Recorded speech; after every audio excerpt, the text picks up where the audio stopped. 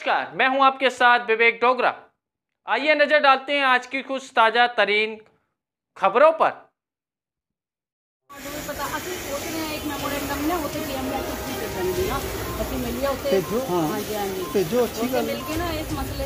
वाहिगुरु जी का खालसा, वाहिगुरु जी की फतेह। मैं अनुराधा भार्गव, श्री गुरु तेग बहादुर ब्रिगेड की सेवादार, जो कि आज अमृतसर दरबार साहब, जो कि बहुत ही पवित्र स्थान है, जो धरती का स्वर्ग माना जाता है, आज वहां आई और यहां पर आकर मैं नतमस्तक हुई सिर्फ विश्व की शांति के लिए।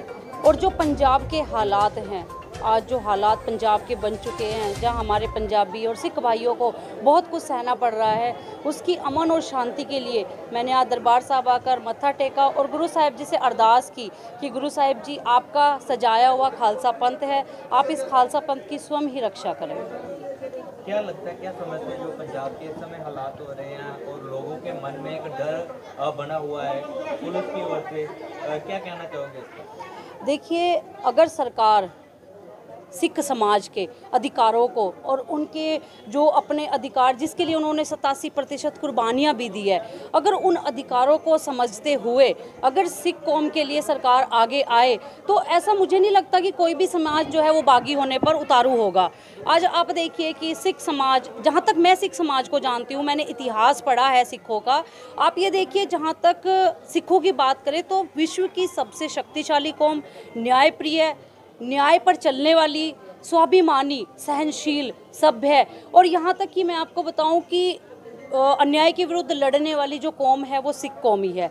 लेकिन आज आप देखिए कि सरकारों के द्वारा इनके ऊपर कितने सारे अत्याचार किए जाते हैं। हालांकि सरकार को जो वादे किए गए थे वो वादे पूरे कभी नहीं किए गए। उसका आज आप कारण देख सकते हैं कि बार बार जो ये मोर्चे लगाए जाते हैं, बार बार जो संघर्ष किया जाता है। आज आप देखिए पंजाब में भी जैसा अमृतपाल वीर जो है वो भी इसी कड़ी का एक हिस्सा है। जिस प्रकार से आज संघर्ष किए जा रहे हैं, क्योंकि सरकार के द्वारा किए गए वादे पूरे नहीं हुए। जो सिख कौम है उसके ऊपर मुगल काल से ही इतने अत्याचार किए जा रहे हैं। आप ये देखिए कि आज जो वादे किए गए थे वो नहीं पूरे हुए। तो कहीं ना कहीं मैं सरकार से भी अपील करना चाहूँगी, प्रशासन से भी, कि आप सिख नौजवानों के साथ ऐसा दुर्व्यवहार ना करें जो कि 90 के शतक को याद दिला दे। ऐसा ना हो कि फिर कोई बड़ा मोर्चा लगाया जाए और फिर कुछ ना कुछ नुकसान वो हो सकता है। तो सरकार से मेरी यही अपील है कि आप समय रहते जो हमारे पंजाबी भाई हैं, सिख भाई हैं, उनके भाईचारा को कायम रखें। और खासकर केंद्र सरकार को और पंजाब सरकार को मैं अपील करना चाहती हूँ कि आप एक बार ठंडे दिमाग से आप पंजाब की गतिविधियों को देखिए। पंजाब के मसलों पर आपको विचार करने की ज़रूरत है। आप सलाहकार की बात ना सुनकर पंजाब के हालात को काबू करने की सोचें, ताकि इस पंजाब में अमन और शांति का एक व्यवस्था देखी जा सके।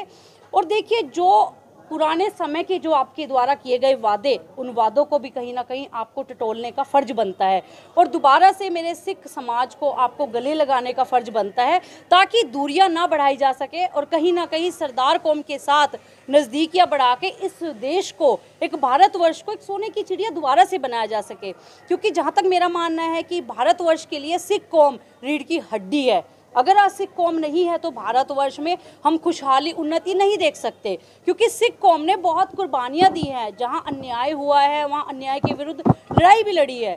तो आज भारत सरकार से भी मेरी यही अपील है कि दोबारा आप इन मसलों पर बात कीजिए।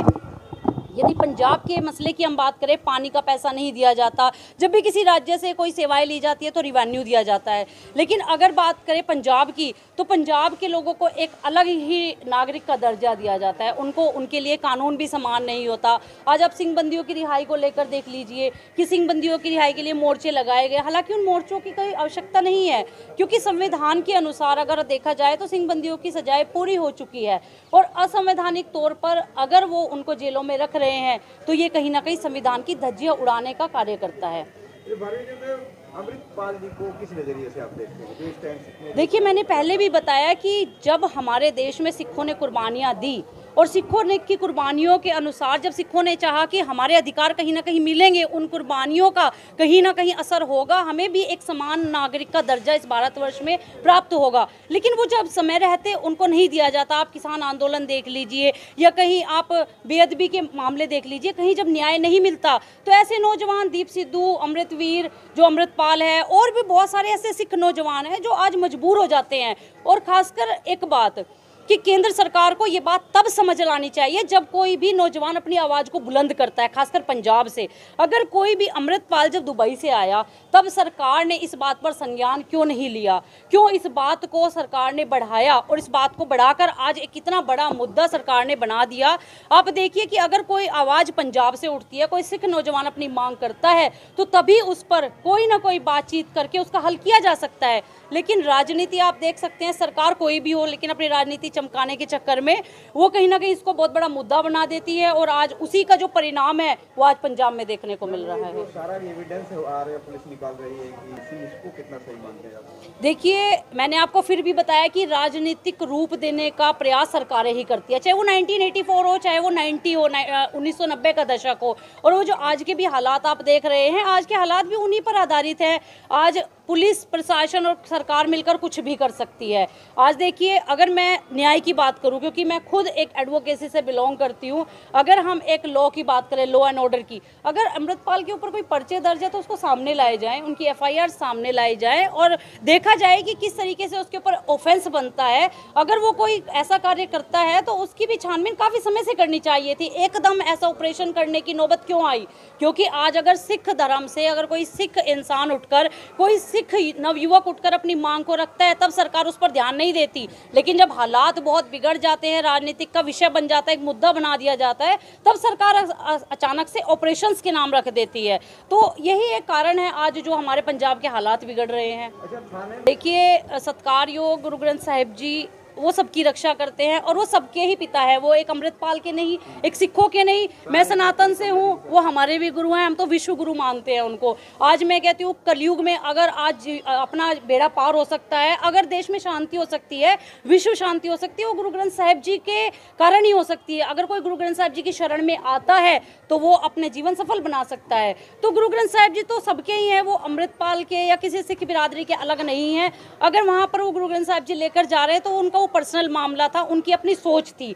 अगर पहले युद्ध होते थे, आप देखिए कि सारागढ़ी का युद्ध हुआ या जितने भी युद्ध हुए, वहाँ पर हालांकि सिख रेजिमेंट भी अगर कोई लड़ाई भी लड़ती है तो गुरु साहिब जी का स्वरूप वहाँ ले जाया जाता है। जंग में नहीं ले जाते थे, उनको मर्यादा से उनको जी उनका हुक्म मानकर जी बिल्कुल हुक्म मानकर उनको नतमस्तक होते थे। लेकिन अगर अमृतपाल वहाँ लेकर गया तो उसकी व्यक्तिगत सोच है, और गुरु ग्रंथ साहिब जी तो सबके ही हैं, वो कोई अमृतपाल के नहीं है। और इस भारत को भारत ही रहने दो, सिर्फ ये सोने की चिड़िया है जहाँ सिख हमारे आज मेन रोल जो है, अहम भूमिका निभाते हैं। आपके कहने का मतलब अगर सिखों को भारत में इंसाफ मिले, हक मिले, तो विदेशों में जाना सिख रुक सकते हैं? जी बिल्कुल। देखिए, अब आप सिखों के मसलों की अगर बात करें तो पंजाब के 2-3 छोटे छोटे मसले हैं, इतने बड़े नहीं हैं। जहाँ तक मैं सिख समाज में रहती हूँ, जहाँ तक मैं सिख समाज को जानती हूँ, सिख इतिहास पढ़ा है, तो आज पानी के मसलों की अगर बात की जाए, अगर रिवेन्यू दिया जाए तो यहाँ पे खुशहाल हो सकता है। अगर आज सिख कम्युनिटी, सिख रेजिमेंट है, आज देश में अगर पाकिस्तान भी हारता है तो कहता है कि आज हमारी जो हार हुई है वो सिख रेजिमेंट के कारण हुई है। तो आज अगर सिखों के अधिकारों की बात की जाए, अगर उनको अधिकार दिए जाए, तो हमारे देश के बच्चे जरूरी नहीं कि बाहर विदेशों में जाकर मजदूरी करेंगे। और खास बात कि महाराजा रणजीत सिंह जी के राज को याद कीजिए। अगर महाराजा रणजीत सिंह जी के राज की बात की जाए तो यहाँ पर खुशहाली थी, न पैसे की कमी थी, यहाँ तक कि यूरोप से बच्चे यहाँ पढ़ने आते थे और यहाँ पर जो है वो आजीविका अपनी कमाते थे, आर्थिक स्तर भी बहुत अच्छा था। तो क्यों ना भारतवर्ष में महाराजा रणजीत सिंह जी जैसा राज लाया जाए, जहाँ लड़कियों की इज्जत हो, जहाँ सत्कार हो, जहाँ धर्म जाति पाति के नाम पर मंदिर ना तोड़े जाए, मस्जिद ना तोड़ी जाए, सबके लिए एक समान कानून हो। तो महाराजा रणजीत सिंह जी जैसा राज अगर इस भारतवर्ष में आता है तो बहुत जल्दी ही ये भारत खुशहाल हो सकता है। और कहते भी गुरु ग्रंथ साहिब जी में लिखा भी हुआ है, और हम भी मानते हैं इस बात को कि मेरा जो खासकर अपना व्यू है कि जिस दिन दिल्ली के तख्त पर कोई सिंह बैठेगा, जो कि वो सिंह जो गुरु गोविंद सिंह जी का सच्चा खालसा होगा, वो सिख जो गुरु नानक देव जी के दिखाए हुए मार्ग पर चलेगा, जो अंधविश्वास नहीं मानेगा, जो कुरीति से दूर रहेगा, जो भ्रष्टाचार से दूर रहेगा, उस दिन इस देश में खालसा राज की स्थापना जरूर होगी, जहाँ पर जाति पाति भेदभाव का कोई मतलब ही नहीं रहेगा।